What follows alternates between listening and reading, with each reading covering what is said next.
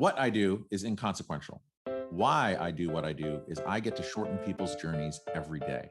What I love about our hospitality industry is that it's our mission to make people feel cared for while on their journeys. Together, we'll explore what hospitality means in the built environment, in business, and in our daily lives. I'm Dan Ryan, and this is Defining Hospitality. Awesome. Hey, welcome. Thank you, everyone. Today's guest is a hotelier, a hotel fanatic, keynote and TEDx speaker, avid traveler and jet setter, deal maker, risk taker, passionate leader, founder and CEO of Practice Hospitality and This Assembly. Ladies and gentlemen, Bashar Wali. Man, that sounds like someone I want to meet. God, I don't know. believe everything you read on the internet, huh? Yeah, exactly. Well, obviously, Bashar, your reputation precedes you. And just to let the whole world out there know, like, we've known each other for a really long time. And I think that you've always been there. 20? I mean, it's been a long time. We could be pushing 2 decades. We're getting old, my friend. We really are. But I think more importantly than anything else, you've always been there as a leader in our industry and someone that, like, I really look up to and aspire to be more like. And you've been there as a confidant. Your perspective on everything, just always such a leader and tremendous insight. So I just want to say thank you. And that whole long list is not from nothing. It really you're means very the world. You are very kind. I appreciate you. Awesome. Well, I guess, so just to get right into here, as far as defining hospitality, how do you define hospitality? It's a really interesting topic that's near and dear, and I get righteous on things that I strongly believe in. So forgive my righteousness and swearing along the way. Please swear. So I'm going to give you a very long answer because it's really sort of the core of what we're talking about here. People often ask me what business I'm in, and the analogy I use again and again is the following. I say I am in the theater business. And the example I use is I say I could go to Times Square, buy the best piece of land, spend billions, literally billions, building the most beautiful theater on the planet, dripping with gold, platinum, hand-carved art, etc., you name it. Have a mediocre story and mediocre actors, and no one will care. The New York Times does not go to the theater to write about the building.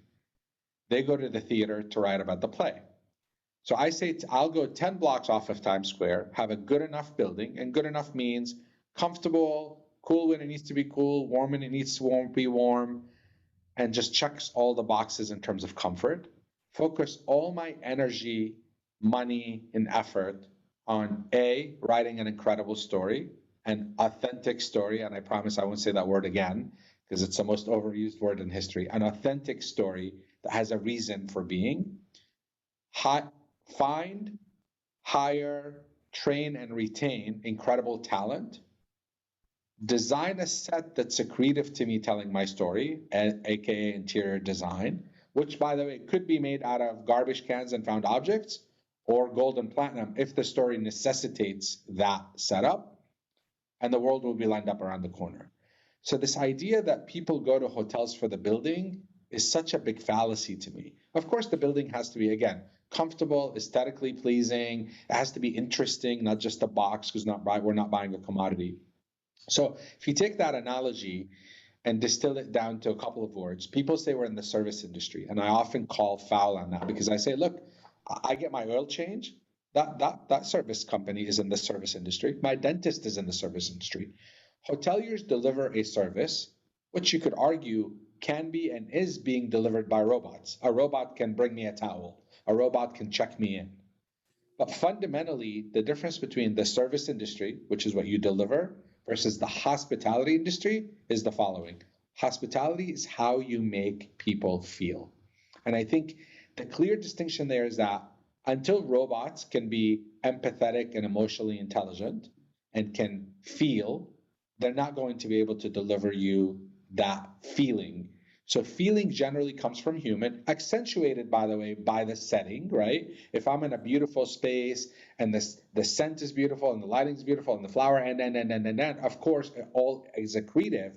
But we've all been through hotels, and I often talk about these spectacular hotels that I walk into that are soulless. And you think about the depth of that term, soulless. and soul, again, comes from humans. So to me, hospitality, at the very core of hospitality, are feelings, and feelings only for the time being. I'm trying to not be that, okay, boomer. I'm not a boomer, by the way, Gen X, thankfully, as you and I are. But the idea is, until such time that something or someone other than humans, you could argue, by the way, dogs kind of can give you that emotional feeling, or animals at large, I suppose. Cat people will send hate mail now. But the idea is, you have to have humans at the center of hospitality. And I think we as an industry have strayed so far away from that, that it's become secondary to the things. People are secondary, things are first. I want to out art you and out design you and out and out and out and out. But there are no people in the thick of it. So it kind of goes away. And I told you a long answer. People ask me why I got into this business. Where I grew up, there's a saying that goes, when a stranger shows up at your door, feed him for 3 days before you ask him who he is, where he's from, and where he's going to.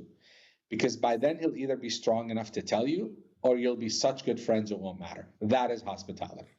Oh, I love that.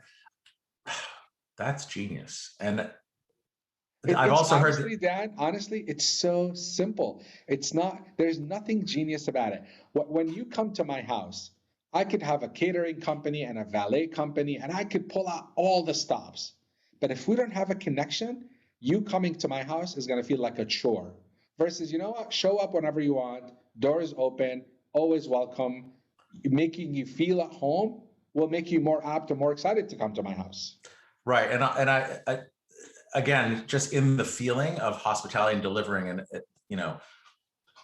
I totally agree with you that it is the feeling, and it's that space between all of us, and the funny side is, you feed them for 3 days. There's also that pillow that people have in their vacation homes that say guests are like fish, they stink after 3 days, right? Move on. So Well, thankfully, but thankfully in hotels, we rarely reach the point of expiration date. So our guests in hotels are perfect guests because they're in and out for a day, day and a half, generally speaking. So it's easy. I totally agree. And so on the authentic thing, I know it's such an annoying and overused, and it's become inauthentic. One of the things that I've been hearing a lot is, okay, is it consistency rather than authenticity, or to be consistently authentic? And I think what you're driving at with that feeling, and that idea of feeling, it's just, you need to And come look, up with some. authenticity to me, the definition of authenticity, not the definition, my definition is, have an unapologetic point of view.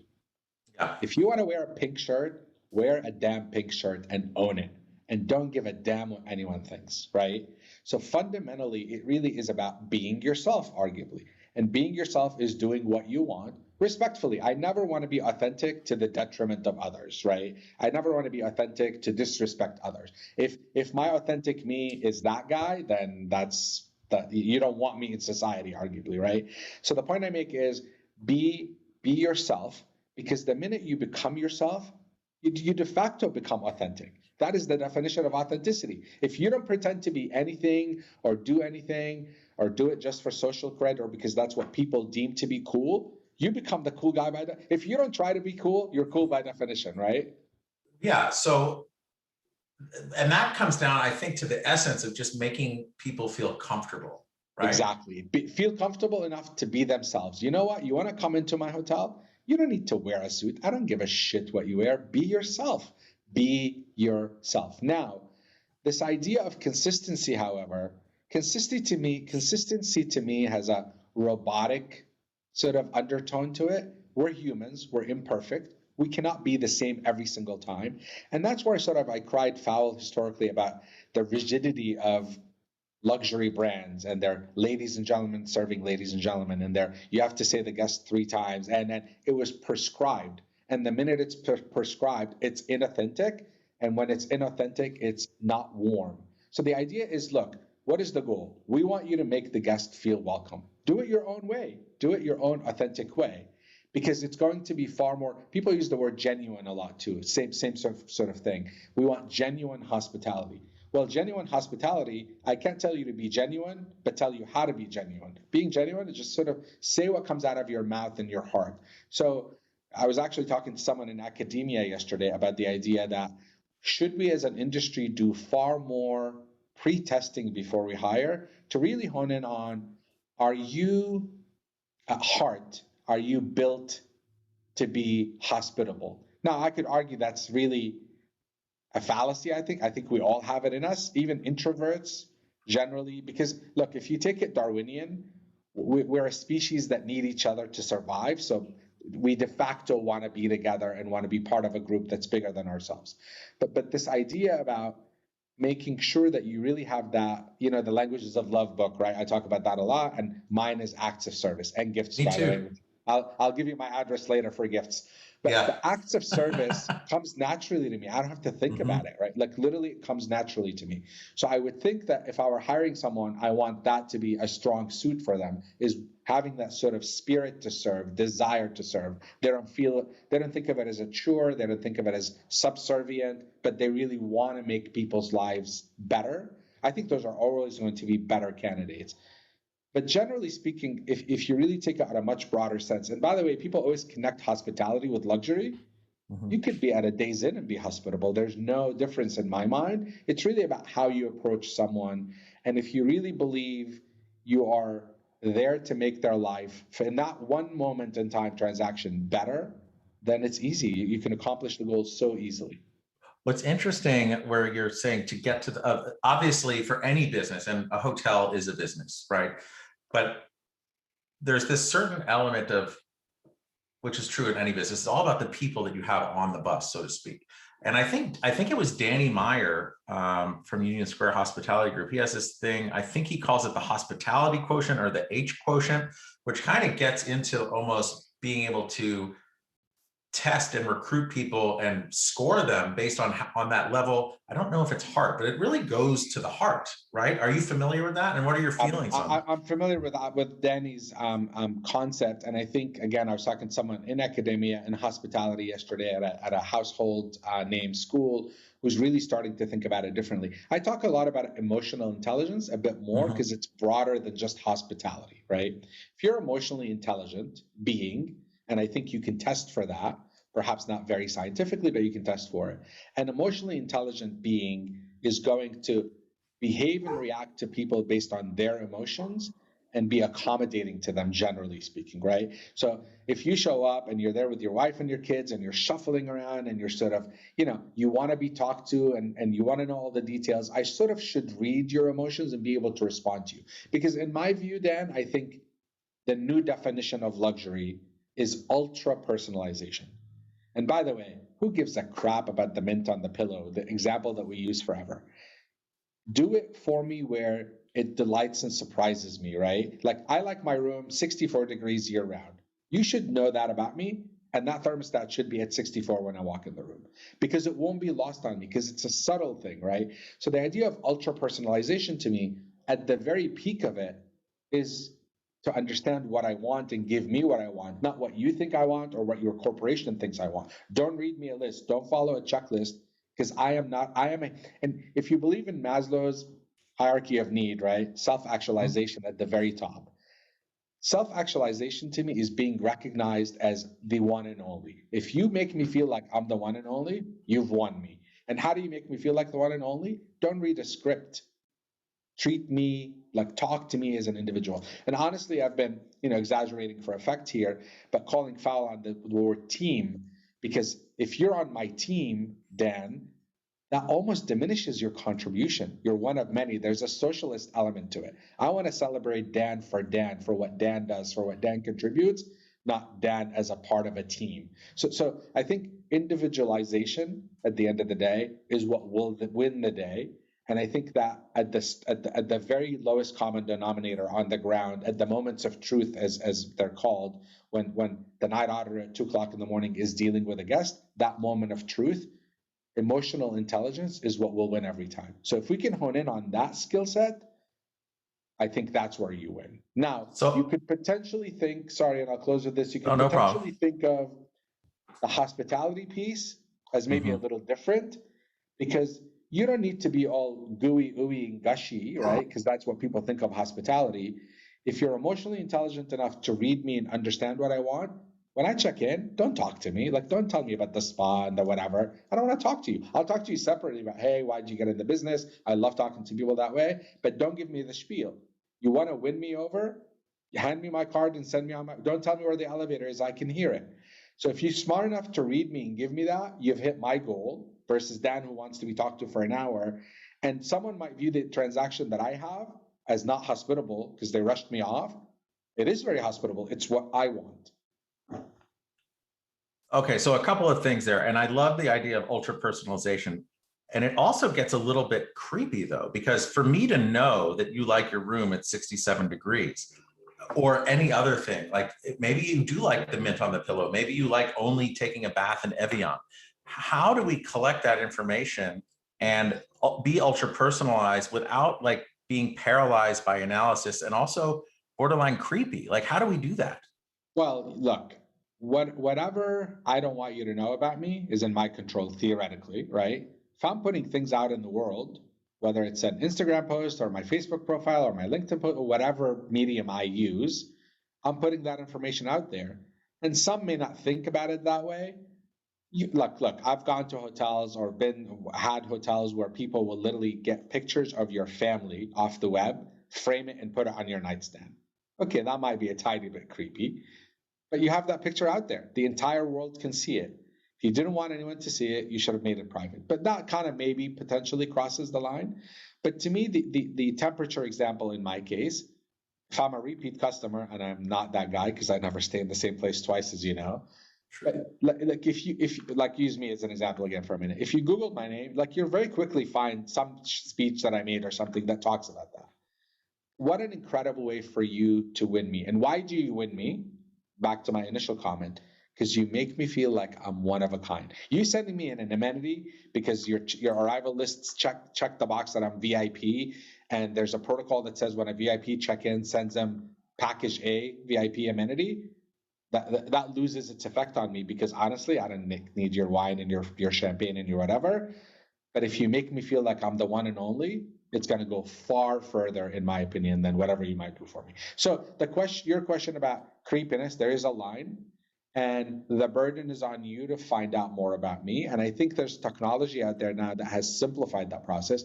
And I sort of say, if you have a 200-room hotel and you have 150 check-ins on any given day, you don't have to do it for every single one of the 150 people. Do it to a decent enough percentage, and over time that becomes your thing. Because logistically speaking, it's not that easy, unless, by the way, you're Marriott, right? And you have a system and you have a reward system that should know me. And by the way, they still don't do it, even though they know me, right? Like I stay and you have my profile and you know what I do.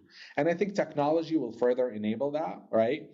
Because theoretically, if you stay in my room, I should know after you left what the temperature was, what channels you watched, etc., and only use that information to serve you relevant things for you. And like we talk a lot about privacy. I'm the opposite end of that spectrum. Find out whatever you want to find out about me. I don't really care, right? I don't have any secrets essentially. So do I care that Amazon serves me things that are relevant to me? No, I'm happy about it. They know what I want and what I like. So don't show me junk I don't care about. So I kind of think about it from that lens. But if you're ultra concerned about your privacy, well, that's somewhat in your control, right? Don't put any information out there that you don't want. Okay, that's good to know. And then, going back to making yourself comfortable, like when do you okay, so you've given me all these instances of how they can connect with you and like how they could wow you by doing a little work and showing that they care about you as an individual. But when you're out there, never staying at the same hotel and wanting to have all of these different experiences because you're in the business of delivering experiences to people and making them feel like special individuals, when do you feel the most comfortable? I generally say it's funny you ask that question because I think ultimately the burden is on you to win my loyalty, right? And so the story is I never stay in any hotel more than once or one night. 3 nights in Manhattan. I moved 3 times. My current count in Manhattan is 206 different hotels. And people say, well, what do you remember, right? Like I literally could not tell you what kind of flooring material is at the Baccarat. I can't tell you what kind of art is at the Ludlow. I don't remember any of those things. So my generic answer to this question that I always give is that I only remember when someone goes out of their way and genuinely underscore gives a shit. The bar is so low. But ultimately, the only thing that sticks is when someone does something for me. Not because they were told to, because they chose to. This idea of using the guest name 3 times when they check in, not impressive. My name is in front of you. You're not impressing me because you're reading it. You want to impress me when I walk in and out a couple of times on my way back in, remember my name without looking down, that'll impress me. But the idea of, look, not every problem can be fixed, right? But when I have a problem, convince me you care about solving it for me. And that's what's going to make me remember. So I love, hospitality again. yeah, and I love how you brought up the Baccarat, because one of my favorite I stayed there living in New York City. We went on a staycation for an anniversary or something, and I think my wife and I were just in the lobby, which is upstairs, kind of looking around, and I don't remember what it was. A poster, a photo of a guy's hand. I remember we were just staring, just standing there looking at it for a little bit, and someone came up. I think they could have been a waiter. I don't remember who they were actually, but they basically said, "Oh, that's a great photo. That is the hand of the man who was like working with all the Baccarat crystals. It's a French guy." And it just showed the leatheriness of his hand. And he had this whole story, and it wasn't prescriptive. It wasn't a script. He just really, they educated their whole team to know. And then going back to, okay, so you have all these handbooks and manuals of how to operate and deliver hospitality. Okay, that's like the baseline, but it's like, how do you find those right people with the emotional intelligence to deliver on that, to take that and make it something individualized? So And how look, do you do that? you just used the perfect example.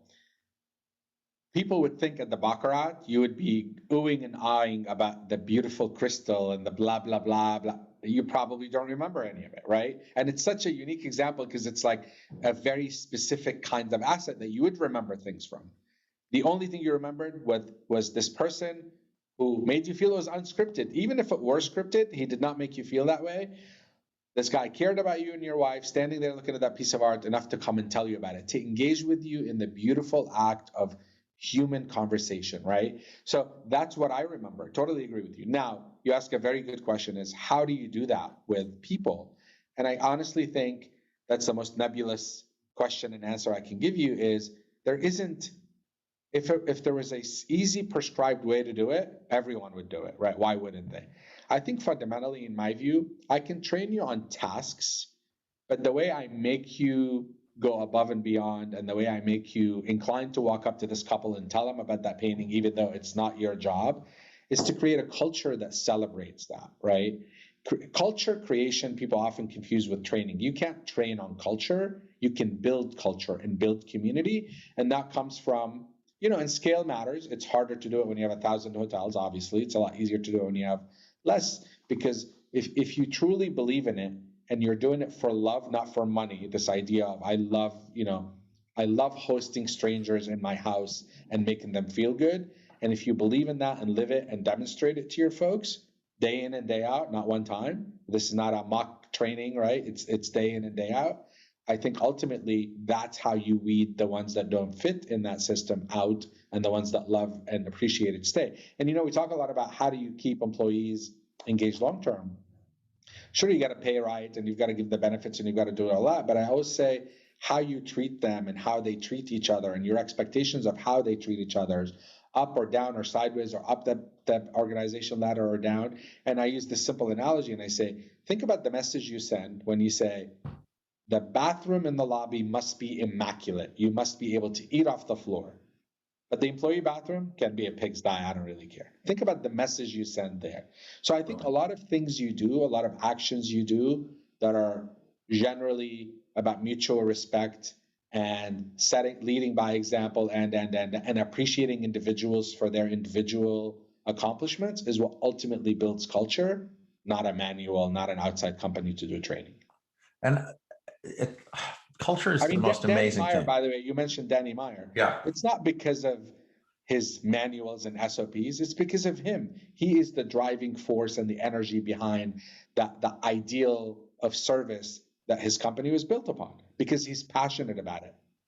And I think that passion and who he is because he was able to, by the way he does things, to get his values or these core values out.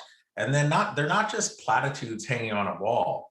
I think that he really, from everything that I've seen and every successful business I've experience and built that has great people and a thriving culture, it's all based on values. And practicing what you preach and being true to your values and selecting the values because they're meaningful to you, not because they're the buzzy thing going on in the world today. Yeah. And again, all the way back to what does that mean? Be authentic to your true self, because anything else you try will fade over time. Truly. And with those values, I also see that a lexicon and a language has developed in those companies and organizations around those, 4 to 6 different values that people are praising each other on, they're giving critical feedback on, but they're always talking about it and using those as guideposts to create a language.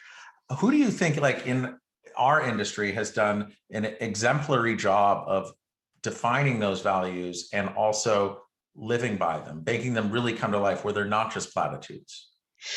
Really interesting question. I mean, it's hard to generalize because to me, ultimately, it's about the team on the ground, right? Not a brand necessarily, because I could tell you I've been to some fabulous brand X hotels and some terrible brand X hotels. So to me, fundamentally, it's about the team. And I'm trying to think, like Kimpton, I think for a long while, truly lived by the Bill Kimpton's core principles that he put out. And even after his passing, his team, with Nikki, Leondakis, they really saw that through and delivered through on it. And even as they got to scale, it continued to be the Kimpton of old, and you got what you expected from them. That was so unique and different because every hotel was unique and different, but those core values shined through. I think similarly with Joie de Vie and Chip, right? And Chip's soul permeated through every look. Some hotels were perfect, some hotels were not perfect, some hotels were pretty, some hotels were not so pretty, but you could feel the Chip soul and touch through them all. So I think those are the ones that we point to often, again and again. There's a lot of fantastic individual hotels out there or single offerings from big companies, but I think Kimpton is probably the most recent example I can point to that have done it, not with the look at me, I'm cool, but with that true sense of we're good to our guests, we're good to our employees, we're good to each other, we're all in this together. Before that sentence was a buzzy sentence like it is now, I think Kimpton had always sort of had that feeling that we're all in this together. It's interesting on the Kimpton side, and because a couple of years ago, after the acquisition by IHG of Kimpton, I was at some industry event, and this guy I was sitting next to, he was talking about how he creates all the procedures and just all the standards of all the brands for IHG. I said, and I've always done a lot of work with Kimpton living in San Francisco, and they actually gave me my first shot out there. But I remember saying, oh, when are you going to do that with Kimpton to kind of standardize them and get them into the whole IHG thing? He's like, I hope never. We'd really fuck that up, right? Yeah, because exactly. They saw, look, IHG is incredible at doing all that stuff through their delivery of service. But like Sure. Kimpton does have a very special thing, and I think that they've really done a great job of staying true to that even as they scale and go internationally. Yeah, agreed. And I think, look, it becomes harder. It's just the nature of the beast, obviously. You can control it when you have 20, 30. When you have 100, it's a different conversation. It's a much harder task to do. But I think so far they've managed to really maintain their core values and not deviate from them much, notwithstanding their acquisition. I agree with you. So, okay, so we've been talking about the good stuff of how do you get comfortable, how do you get to your true self, and hiring people with that emotional intelligence that can live and breathe by core values and recruit the right people to do it. Mm-hmm. So that's on the good side. So I also find that in my life, I've learned so much by, oh, that was a horrible experience, right? So if you were to go through, that was like a horrible hospitality experience that kind of changed the arc of how you deliver hospitality in your businesses and life. Tell me about that. I'd love to hear about that. Just like an example, you mean? Yeah. Look, there's, and it's kind of an easy one. It seems like we as an industry decided that if you book through a third party, you are a second-class citizen. We will treat you like a second-class citizen. We will look down upon you as you check in. We will give you our worst room.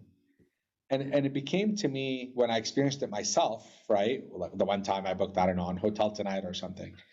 I'm looking at it, I'm saying, look, why, if you don't want this channel, why are you on this channel? And you're so stupid for taking someone who's come to you, wherever they've come to you through, whatever channel they've come to you through, and wanting to do business with you, fine, albeit on price, I picked you on price, but you have an opportunity to turn me around, to make me a loyal customer. So when I experienced it myself for the first time, it really changed my perspective on this idea, again, back to emotional intelligence. If you hate Expedia and you don't want to be on Expedia, don't be on Expedia. How dare you treat a guest walking through your door who is the same as the next person who walked through your door differently because they booked somewhere where you put your inventory. So that really changed my perspective about, we kind of almost were racist in our guest profiling as to their source of business. And I'm like, well, you're being racist against a group who did something together. So you can't be. You have to be welcoming to all, and the choice is yours. So I myself have experienced a ton of horrible experiences over the years, right? And I've seen a ton of failures where people could have easily turned the situation around and have failed miserably. I tend to be more tolerant, right? So I don't necessarily write you off, because I always say, imperfect. So I'm more forgiving of our industry. But I think this idea of classifying guests and saying, well, if he's from business travel BT, we got to treat him different than transient or leisure. It's such a fallacy. They're all equal humans in my mind, regardless of what channel they came through, obviously. And ultimately, they're all potential lifetime customers. Why are you missing the opportunity on keeping them, or trying to keep them at least? So I think this idea of segregating customers by market segment or by source of business and treating them differently is one of the worst things we've done as an industry. Notwithstanding, by the way, our inherent biases, which I've been obviously very preachy about, this idea of inclusion and diversity and all of that. That's a different conversation. But I think that particular segmentation of customers is a terrible thing that we as an industry continue to do to this day, which is fascinating to me. Well, okay, so you have been tremendously passionate and really leading, one of the big leaders within our industry on diversity and inclusion, which also is so important to what we are all trying to do, because just from raising awareness, A, and B, giving opportunity. I know that you used an example there of, someone coming from an OTA and doing that, but like there are larger structural issues within our industry. You're going to get me started on that, huh? No, I want to, because to me, it's there's huge challenges that we're having, and I have been righteous about this, and righteous to the point of, I've probably alienated a bunch of people, but again, authenticity, right? I believe so strongly in this. I don't give a shit what you think. It's up to you how you take it. Our industry historically has been falsely perceived as diverse, because in fact, at the bottom, we're very diverse, right? We're an industry of immigrants and all walks of life. But as you start climbing up that ladder, very quickly, it gets wider and wider and wider and wider, and male dominated. You think about the Alice conference in LA or the NYU conference in New York. And I sort of say, I stand on the balcony at Alice on the mezzanine and I look down, and it is a sea of blue suits, white rice, middle-aged men in blue suits. And over the last few years, there's been sort of the token women that have been given the opportunity to show up. And glad to see it.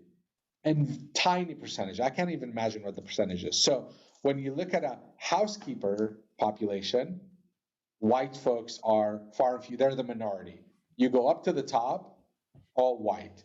So clearly something in the system is broken that's not allowing these people to climb up the ladder to get, we're not letting them as an industry make it to the top. And something along this journey that I've learned, and learn every day, and really was a pretty pivotal moment for me in this conversation, was the idea of little black kid going to school, goes home to his mom and dad and says, look, I want to go into the hospitality industry. And mom and dad's immediate reaction is, what the hell are you thinking? We've been fighting for 400 years to quit serving the white man, and you want to go serve him? That's what you want to do? Because in their mind, they view the service industry, to use that term for a moment, as servitude. And think about the clear distinction between those two words. So little Johnny who wants to go be in the hospitality industry, the parents say, yeah, you want to go be a houseman or a bellman or a housekeeper or a server or a dishwasher? Hell no, we don't want you to do that. That's not a good path for you. And the reason they say that is they look up at the top and they don't see anyone that looks like them. There are no black CEOs. There are no, C-suite, far and few in between, obviously. So this idea of service versus servitude is real. And I think the only way we can fix it is to encourage African-American children. I'm focusing on that group for now, but that's a broad term, obviously. Broad term in terms of, the diversity. It's not exclusive to that group, but I think it's probably the least represented, I would say, in our industry. So we've got to do a better job in opening the doors, stepping aside from the ladder and letting them climb up. And it's funny because I've said this about women, by the way, in a piece I wrote, is that women don't need us to help them. All they need us to do is get the hell out of their way, right? Yeah. But we continue to stand in their way. We continue to create systems that oppress them. And that's what we do also with sort of minorities. We create systems that oppress them. Really interesting. Again, I told you you're going to get me on a tangent here. We talk about AI, right? Like you think about resume filtering, filtering resumes. The only reliable information that program has to rely on is the past, right? And they say, okay, out of the 10,000 applicants that applied for this job, what are the common denominators? So they say, okay, any person whose name was not common, Chantal or Devon or whatever, those people were not hired at the same frequency as James or Bob or Debbie were hired. So the system inevitably says those aren't good candidates to present. So now when a resume comes through and the name Devon is on it, the system is going to say, well, this person should go low on the totem pole because historically they have not been hired at the same rate as Bob or Debbie or Joe, right? So you start thinking about the systems we're creating that are inherently becoming racist in and by themselves because the fact that the data they rely on is inherently racist, right? So this is such a deep issue that I think will take a lot of effort and talking and preaching and being righteous about to correct, and it's not going to take a night or a month, or it's going to take decades, maybe generations to fix. But in our industry specifically, again, our problem is we're very diverse at the bottom, not diverse enough at the top, and the burden is on us to make that difference and make that change. So on any of these kind of structural, like very difficult issues, I always say, and I don't know where I got it from, but like a waterfall starts with one drop of water, and I feel like there's a shower or a starting of a sprinkling of water within our industry right now.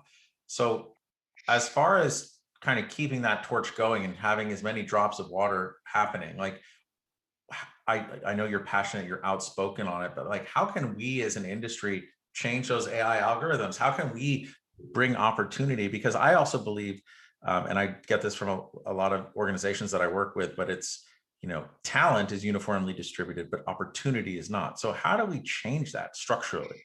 Well, so we have to act, right, ourselves individually. And I think it's going to take a ton of effort. And I think this is past a hashtag or a black post on your Instagram account. This has to be actionable, tangible, everyday things we can all do. So when I usually finish a talk or a clubhouse or something, I say, look, everyone here can do something. Here's what you can do. Find someone who's pushing and doing their thing, like, Damon Lawrence, a dear friend who's starting Homage, a Black-owned hotel brand that celebrates Black culture. I say, listen, if you don't have the means, don't have the resources, don't, you're unemployed, you're sitting at home, find Damon, find his email, send him an email and say, I'm rooting for you. I'm here for you. Like literally, it's that simple. And then from there, obviously, make a connection, open a door, offer a service, write a check to a cause, go out and protest in protests, write your senator. Every person have 1,000 things they can do if they choose to do them, and they have to do them every single day. You don't do it just once and check the box and say, I'm done for the year. I've delivered what I need to deliver. So fundamentally, those are the simple things you can do. But there are other things you can do. Dan, you get invited to sit on a panel, right? You look at the panel, it's all middle-aged white men.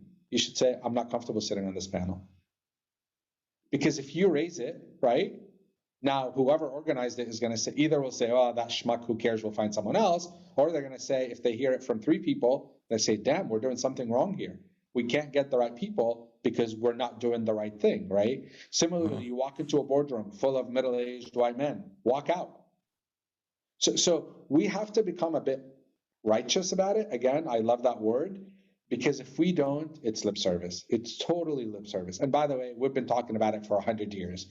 And the amount of talking versus the amount of progress we've made are so disparate. Like there's not even a comparison. So clearly the talking, sure, it's working, but we've got to do a lot more. Don't stop just because its ROI is not as good as it should be. You can't stop because then there's no ROI. But I think we need to exponentially increase our efforts. And by the way, you know this, you have children of your own. Our children literally do not see color. We make them see color. Right. So we also have to think about how we live our lives as parents and what example we're setting for the next generation. But for our industry, make your voice heard, walk out of a meeting, turn down a panel.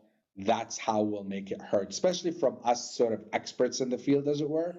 If we continue to coalesce and say yes, nothing will change.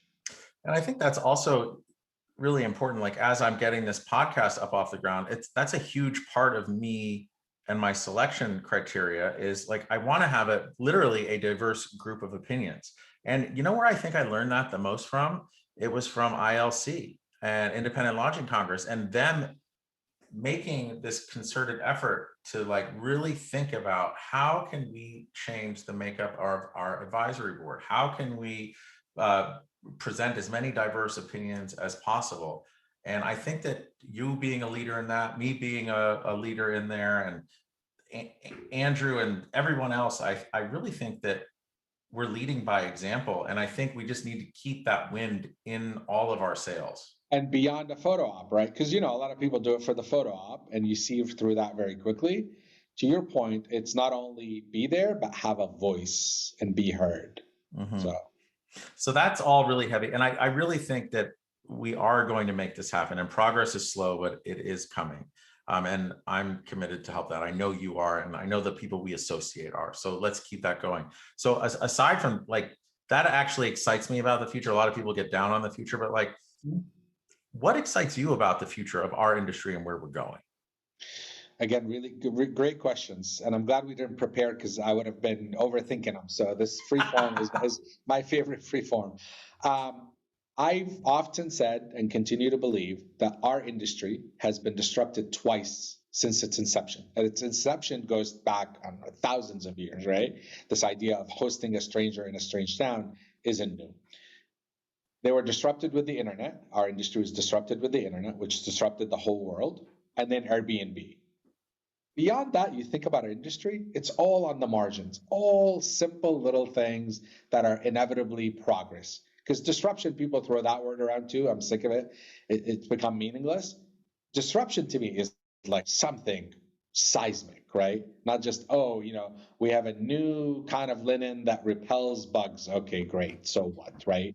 So what I'm excited about is really watching generationally what's happening, particularly this up and coming generation who have really grown up at a very different sort of setup than we did, at a much faster pace than we did. They're so much more smarter and knowledgeable, and forget that their faces are buried in Snapchat and TikTok. Fine. I've come to accept that as a human evolution, right? We used to grunt to communicate, then we started talking. Maybe in the future we communicate through devices. I don't know. I don't want to be that, again, okay boomer who says it's going to go away. It's not going away. And maybe it does become part of the human evolution, for better or for worse. I don't know. But I'm excited to see what happens in terms of, fundamentally, our industry is about, you know, I need shelter. Shelter is such a basic need, right? I need a warm, safe place to lay my head because I need to sleep, and I need, you know, to shower in the morning and go on my way. It's really very, very, very, very basic, right? Very basic. So how do we make it better? How do we change it? How do we change the narrative? Like, I'm excited, for example, on the sustainability front, to see the conversation obviously having been derailed meaningfully because of the pandemic, becoming back to the front and center. But beyond what you and I, not that smart, thinking about, oh, you know, sustainability is recycling. So much more than that, right? So much more than that. How does our food get produced? Where does it come from? What are our building? Like, people underestimate building materials, and they say the most sustainable hotel is one that doesn't get built, right? Like, think about what goes into building a hotel. But how do we really take this conversation that is, to me, probably as important as a diversity conversation, because its implications are global, right? We're going to lose this one planet we have. There isn't another that we know of just yet. So I'm excited to see what happens with sustainability from the next generation that will look at it past the idea of recycling. And, I'm also unhappy with the notion that we are saying, yeah, our kids will worry about it and we'll take care of it. I'm not suggesting we're kicking the can down the road. We have to do our part and continue to do our part. But I'm excited to see how they exponentially move that ball forward, move that problem forward that we've created for them. So sustainability front and center. And the other thing that I'm really, really passionate about is big data, particularly in the human behavior observation field. Like, how do we humans interact? How do we live? How do we interact with spaces? How do we use our computer? How do we shower? How do we turn the light on? Really taking big data to remove friction out of all these processes and creating human-centric design. Once again, an overused term that's become meaningless. But really, I'm a keen observer of human behavior, and I think using big data, back to the sort of privacy issue, to create ways to make experiences more efficient, more pleasant, removing the friction, and allowing us to enjoy the reduced time from friction in interacting with each other, sitting next to you.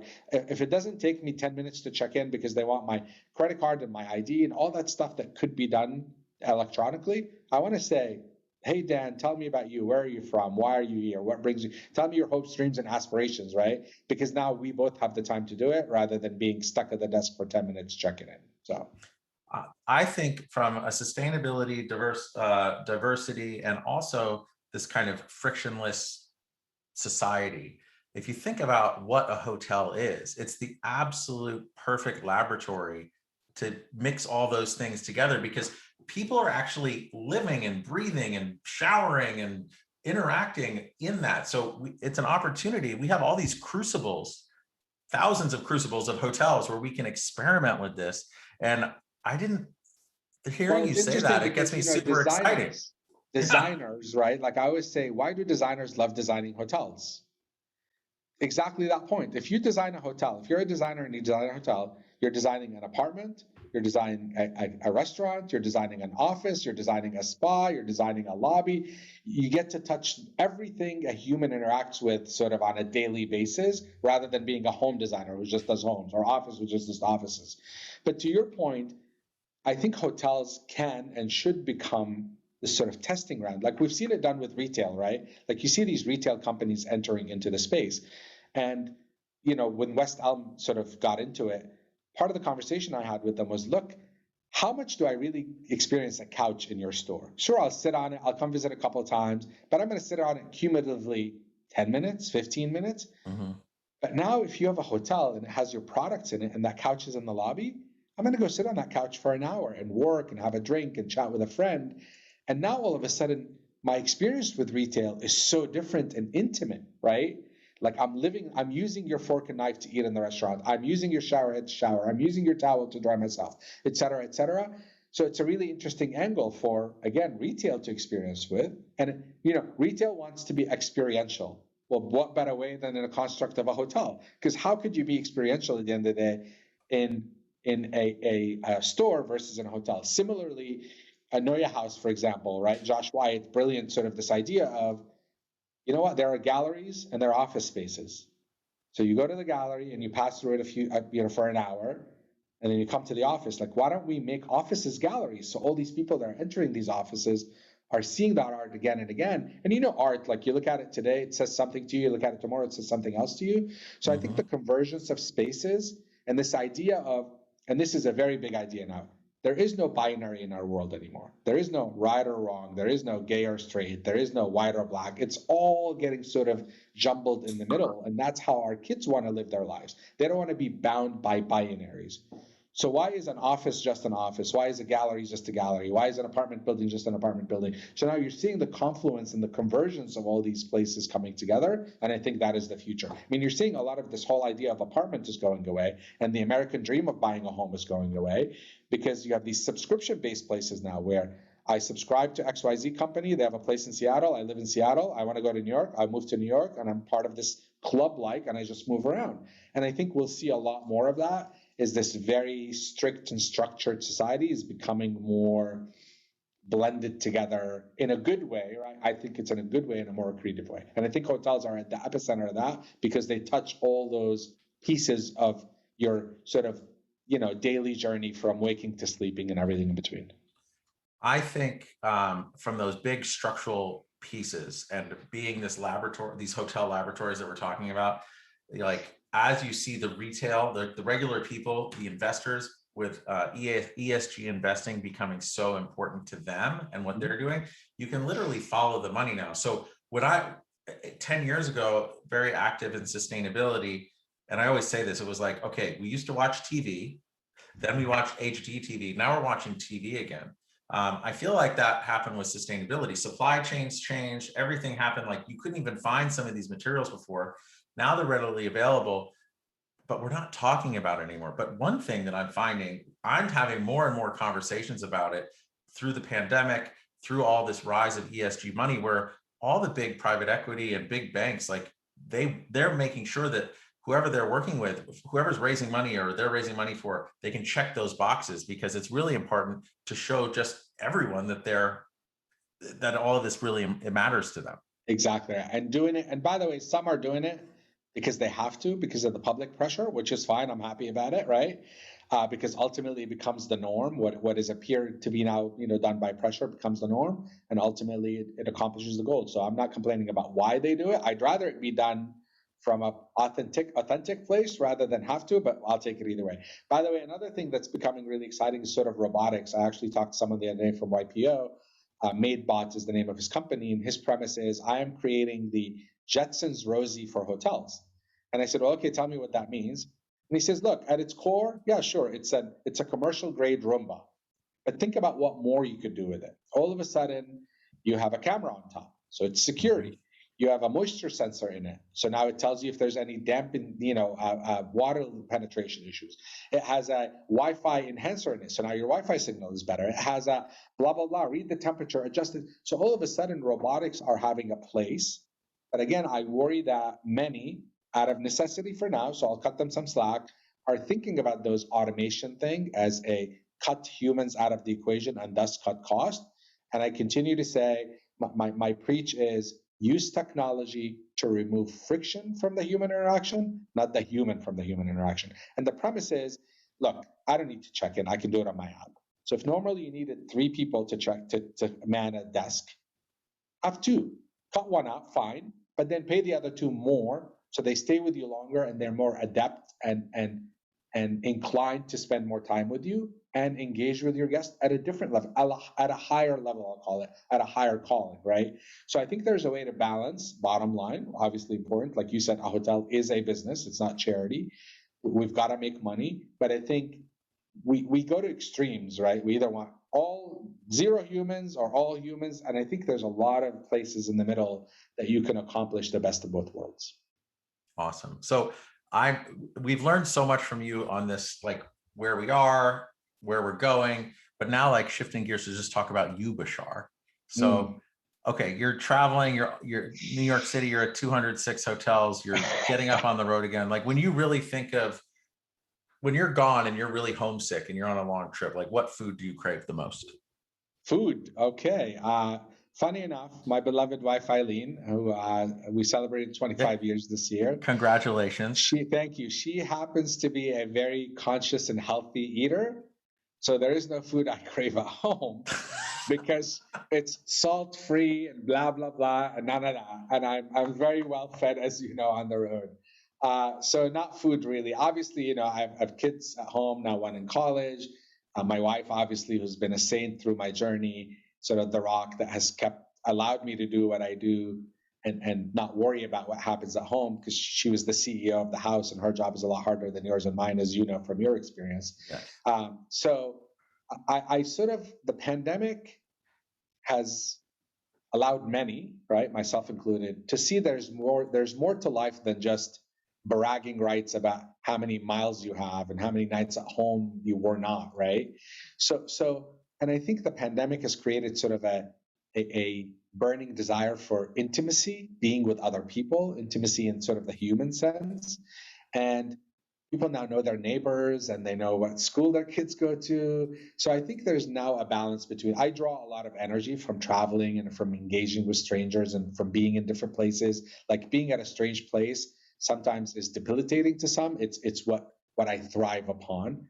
I have this sort of race against time to go to every country and every place and, essentially FOMO galore. So on the road, I draw energy from the fact that I love what I do. It's not work, right? So me going to do my job is not a job.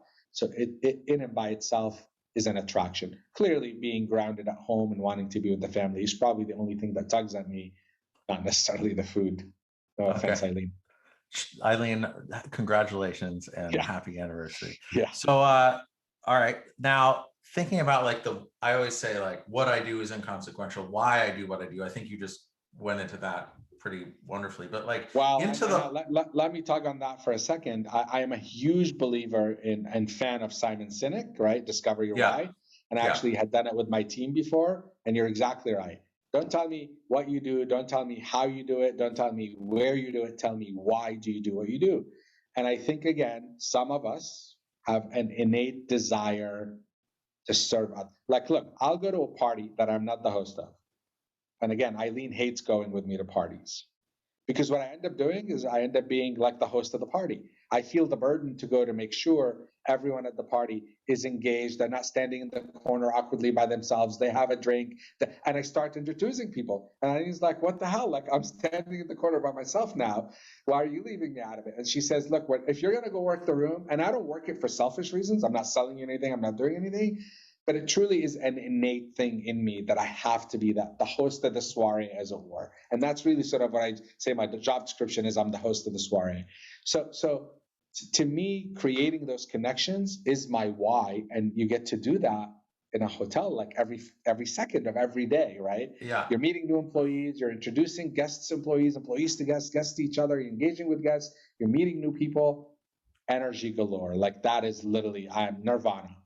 So so that is your why. Now, to just briefly talk about the what, or you don't have to be briefly, but as far as with practice in this assembly, talk about the what there, and then, but really elaborate on the why of each of those. Sure. So look, very simply, I tell people I'm a hotel guy. I'm in the hotel ownership and management business. So we'll talk about practice for a minute. Practice Hospitality is a management company. Does the world need another management company? Hell no. There's plenty of them, a lot of great ones, lots of friends that do incredible job. The reason why I decided to do it is I said, look, there's this notion about the word management. You and your wife have your beautiful children. When you look for someone to attend to your children, you don't find someone to manage them. You find someone to love them, to care for them, to nurture them, to protect them like their own. You know what goes into creating a hotel. Mm-hmm. It is your baby. You forget your money and the effort and all that, your sleepless nights, you agonize for weeks over what shape the doorknob should be. And when you're all done, you want to give your baby to someone to manage. So we felt that there was a disconnect with this idea of management. Management to me is checking people in and checking people out, making sure the P&L, blah, blah, blah, making sure the expenses are on track, blah, blah, blah, blah, blah, blah, blah. But there's the soft skill, which is this idea of care that you're handing me your baby and I'm going to do all that because I have to. That's what gets me in the game. But I want to do a lot more than that. I want to make sure your baby is the most noticed, the most adored, the most repeated business with, versus all the other babies out there. And I think that's a skill that's somewhat lost because it's more art than it is science. It's a balance between the two. You can't have the artist, right? Who your budget and your schedule and your financial needs are inconsequential. Let me do what I do, nor the boring suits that are all machines, right? And that's why I think this idea of binary, and that's why sort of I've abandoned the notion of independent, good, brand, bad. because that's very binary. There's a place where a brand is the ideal choice and a place where independent is the ideal choice, and then the in between. So the premise behind Practice is, and we were trying to get cute, by the way, early on with the name to say we're a hotel care company, we're a hotel nurture company. Obviously, it fails because people are like, what does that mean? So we stuck with the traditional path, but the idea is, if you want someone to manage your baby, plenty of good managers out there. You want someone to love and nurture and care for your baby and make it be, in your mind at least, but in others, the best it can be, maximize its potential, we're it. A lot harder to do with 100, a lot easier to do small. So our approach was to say, we want to do this small scale. We honestly want to turn down deals, and we have. And it's painful to turn down deals when you're a startup and a pandemic and. But ultimately, we wanted to stay true and authentic to it. So at its very basic, we're a hotel management company. But really at the deep heart of it is we are trying to do it with more emotion than just science. And emotion goes to the employees, to the guests, the way you deal with your partner. And I sort of tell, you call me to manage your hotel, I'll tell you, Dan, you have a problem, you will call me. You will have my number, my wife's cell number, my kid's cell number. If you want me, you will find me. I'm not going to show up, sell you on my services, and hand you some surrogate three levels down. So it's more of the old-fashioned way, hand-to-hand combat, as it were, relationship building, Chip Conley way, right? Yeah. He knew every owner. He took them out to the games. He knew their kids. He had dinner at their houses. That's the kind of management company, for the lack of a better term, that I'm looking for. On the assembly side, similar. It's just sort of more real estate centric. And it was set up to take advantage of, the idea that we know how to find them.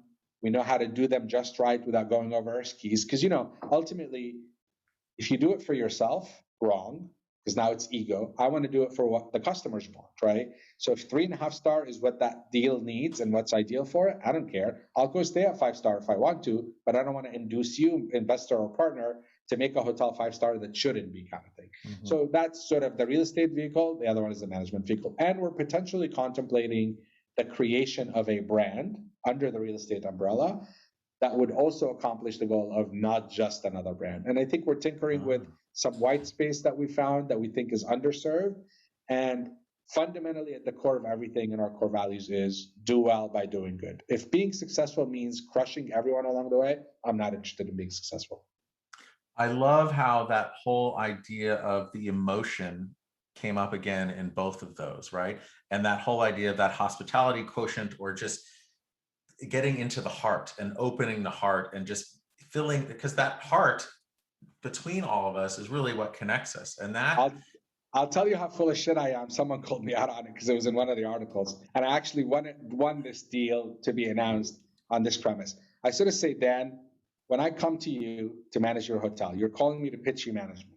Mm-hmm. My line to you is, Dan, to the world, you may be one person, but to one person, you may be the world. That's how your hotel will be to me. Because I don't have 1,000. Your hotel will be number one for me as your manager versus, oh yeah, you're one of 50 and I'll get to you when I get to you. So the sort of idea, and the analogy I gave you is you say it to a child, right? To the world, you're just a person. Your kid is just one person to the world. He's a statistic. But to you, he or she are your world, right?